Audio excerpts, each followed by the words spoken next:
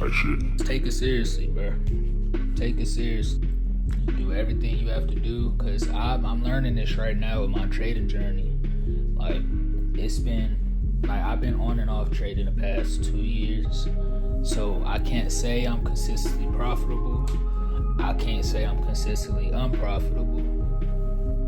You know, past the funded, but the funded isn't an end all be all. Like, people try to make it seem like, okay, once you pass your eval for Top Step, once you pass the eval for Alpha Futures, whatever the case is, you golden. No, that's where the real test begins. I realized that I was half-assing it, not really putting my all into it. And the reason what led me to blow my first funded account, I still treated it like it was the eval. Was risking too low. Risking too much. That's what I meant to say. I was risking too much. And I was trying to make my reward like 4 times bigger than the risk. Whatever the goal you're trying to reach, bro, don't half-ass it. Do every single thing you can to understand it. Break it down. Ask God for clarity, because you can't do nothing. Can't do nothing without God, bro. So that should always be first. And I understand how hard it is trying to balance the two. You know, I be asking God questions every day, bro. So, you know, like, why is something like this, or what are you trying to teach me?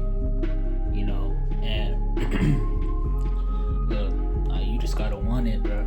You gotta do your part, and that's like, you gotta really do it though. Like, but anyways, let me get to these notes. So let me finish up and wrap these last notes I took so we can get to my new ones. So, and mind you, this is just things that I've noticed that I was doing wrong or right. I didn't create my entry confluences yet, but we gonna start on that after this. I noticed long wicks have 2 indications: bullish/bearish pressure. So obviously, we look at this, right? And I feel like this is one of the perfect examples. This is the 1 minute. Okay, so this was March 30th, 10:48 a.m.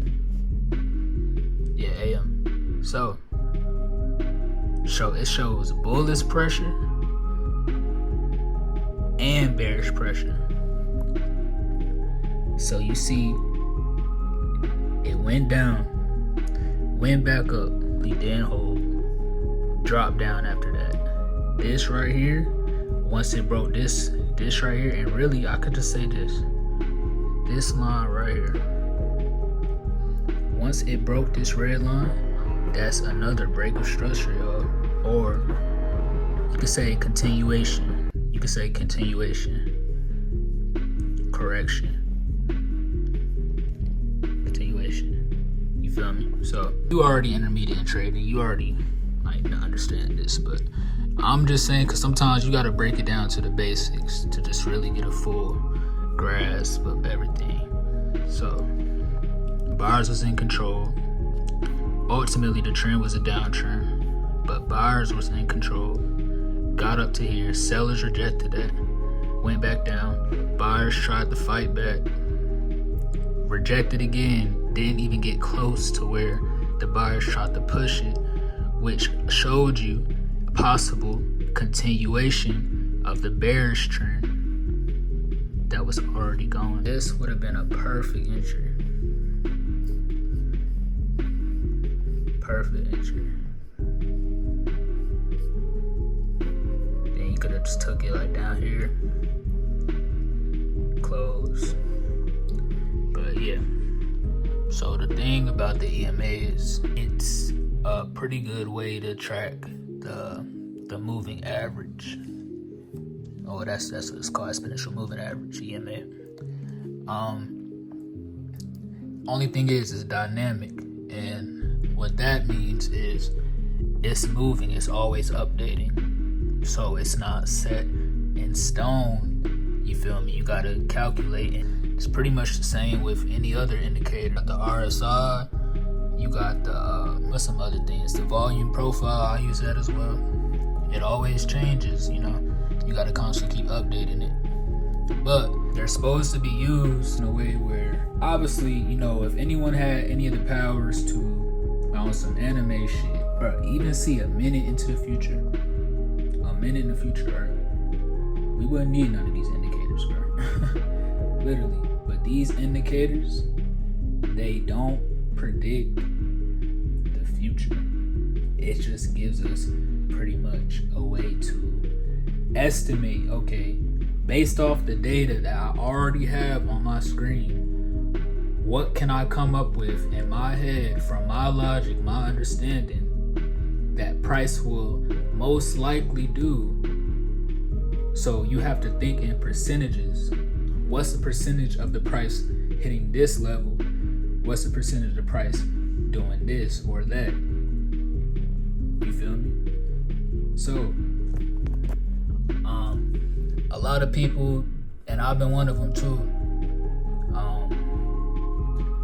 just be looking for shortcuts. Like, I be seeing the AI shit, and, you know, the just indicators like that, and like just kind of like a cheat your way to win indicator. And I'm telling you right now, my boy, I don't see nothing wrong with it if you make the indicator yourself, integrate AI into it based off of things that you've already like built into a structure that works for you. If you're just on Google or something, bro, you are buying other people's AI shit, my boy, if God don't want that shit to work, if he don't want you to learn that way, that shit dead. You know, so like I said, you guys don't take no shortcuts, bro, because I've been there, done that, and it's not worth it, bro. Just take the time, do what you have to do, go through the seasons, the phases that you have to make it through, and you'll thank yourself. More importantly, you'll thank God after the fact.